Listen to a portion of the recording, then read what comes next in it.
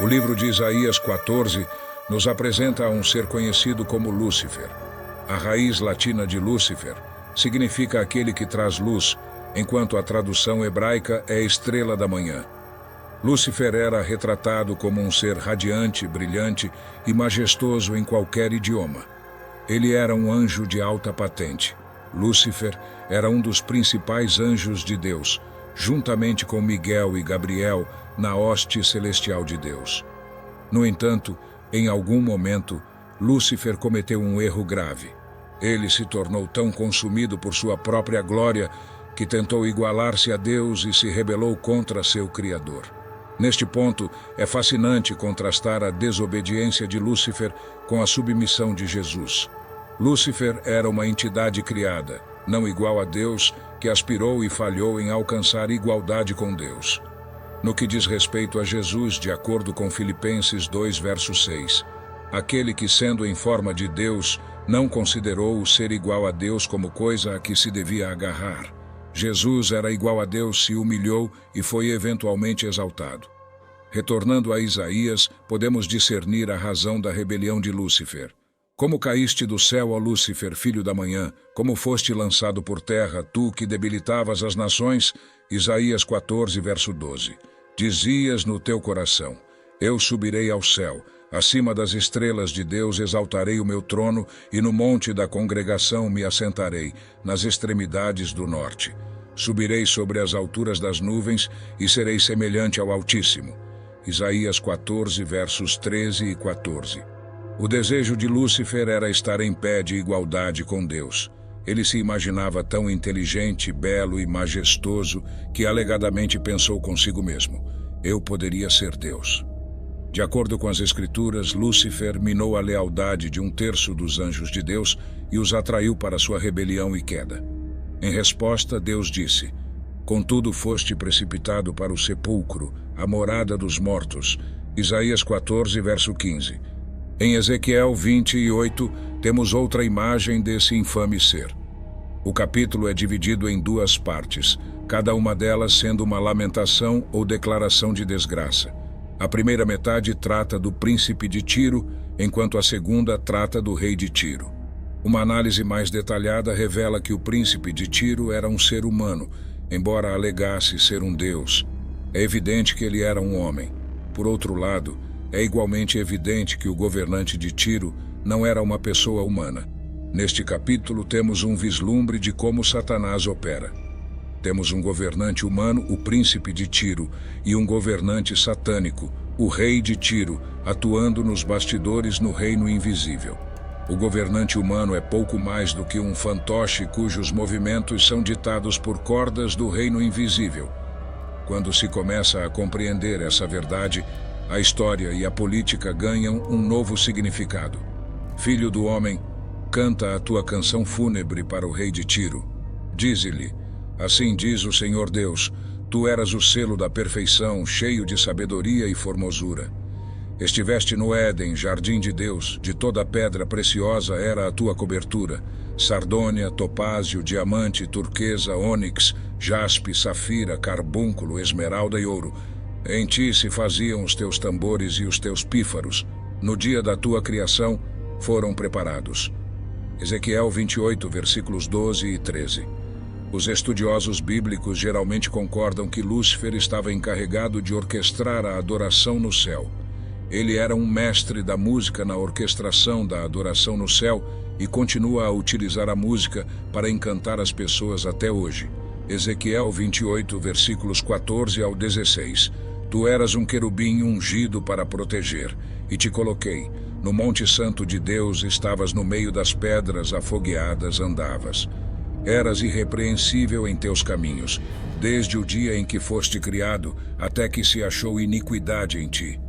Na multiplicação do teu comércio, encheram o teu interior de violência, e pecaste. Pelo que te lancei, profanado do monte de Deus, e te fiz perecer, ó querubim ungido, do meio das pedras afogueadas. Vamos agora dar uma olhada em uma palavra fascinante que surge neste trecho, trading, que é difamador. Significa ir e vir como um difamador, como um agitador com agitação secreta e dissimulada, em hebraico. Hoje, nos referimos a isso como campanha ou lobby. Vamos examinar alguns dos usos da palavra trading para ver se sua definição é precisa. Não andarás como mexeriqueiro no meio do teu povo. Levítico 19, verso 16. Este versículo descreve um difamador, alguém que traz insinuações e acusações falsas. Notamos um contraste. O homem de espírito fiel é o oposto do difamador. Outro exemplo marcante da mesma palavra pode ser encontrado em Provérbios 20, versículo 19. Aquele que anda como difamador revela segredos, por isso não te metas com o que lisonjeia com os lábios.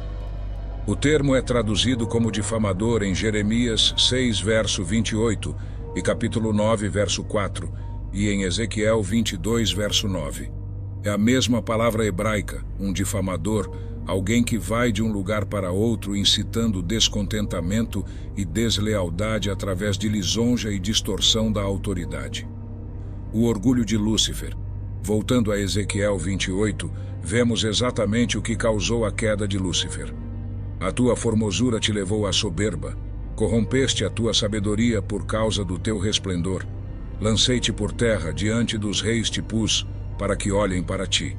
Ezequiel 28, verso 17. Qual foi a motivação inicial de Lúcifer? Qual foi o pecado original? O orgulho. O pecado original ocorreu no céu, não na terra. Não foi embriaguez, não foi adultério e nem mesmo mentira. Foi uma questão de orgulho. Ainda é o mais letal de todos os pecados. Muitos frequentadores de igrejas nunca sonhariam em cometer adultério ou embriagar-se, mas são facilmente seduzidos pelo orgulho sem perceber o quão prejudicial ele é. Lúcifer era tão belo que ficou orgulhoso de si mesmo. Seu orgulho finalizou a transformação de Lúcifer em Satanás. Ezequiel 28, verso 18.